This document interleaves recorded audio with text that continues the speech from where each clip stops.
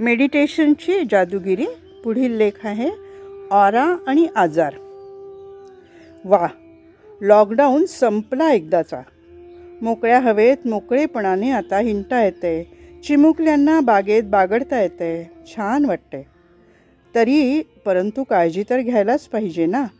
तिसऱ्या लाटेची भीती काही अजून संपली नाही. कोरोनाविषयक बंधनं शिथिल झाल्यामुळे आजची मीटिंग घरीच घ्यायची ठरली. संध्याकाळी सगळी मंडळी जमली. मधल्या काळात सगळं काही ऑनलाईनच चाललं होतं. आज प्रत्यक्ष भेटत होतो. त्यामुळे प्रत्येकाच्या चेहऱ्यावर काही औरच आनंद आणि उत्साह होता. रिमझिम रिमझिम पाऊसही आपली हजेरी लावत होता.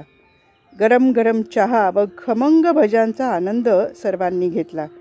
इतक्यात किशोरदाने हात उंचावून एक पोस्टर दाखवलं. काय होतं बरं ते? काय आहे जरा नीट समजावून सांगा ना, सुलभा म्हणाली. ते तर आपण समजून घेणार आहोतच. हे पहा, हे मानवी शरीर आहे व त्याभोवती जे दिसतंय त्याला आभा मंडळ किंवा प्रभा मंडळ किंवा ऑरा किंवा एनर्जी बॉडी म्हटलं जातं. त्याविषयी आपण जाणून घेणार आहोत. आजी म्हणाल्या, हो, आपण देवी देवतांची जेव्हा चित्र पाहतो तेव्हा त्यांच्या चेहऱ्याच्या आजूबाजूला ही अशी तेजोवलय दिसतात. ती पण अशीच असतात का? किशोरदा म्हणाला, हो, अगदी बरोबर. त्याविषयीच तर आपण आज माहिती घेणार आहोत. काकूंनी सर्वांचं स्वागत केलं.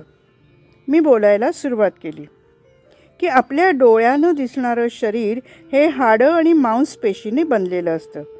प्रकृतीच्या 5 तत्वांनी बनलेलं असतं.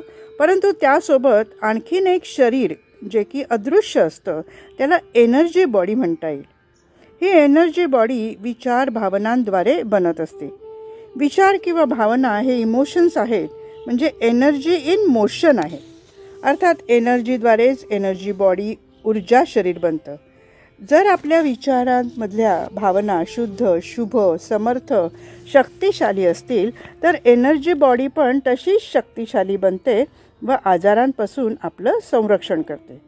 परंतु तेच विचार जर नकारात्मक म्हणजे भीती, दुःख, दर्द, निराशा इत्यादी असतील तर मात्र एनर्जी बॉडी लोप पावते व त्यामुळे आजारांना निमंत्रण मिळतं. देवी देवता नेहमीच उच्च, शुद्ध, सकारात्मक, दिव्य विचारांचे असतात.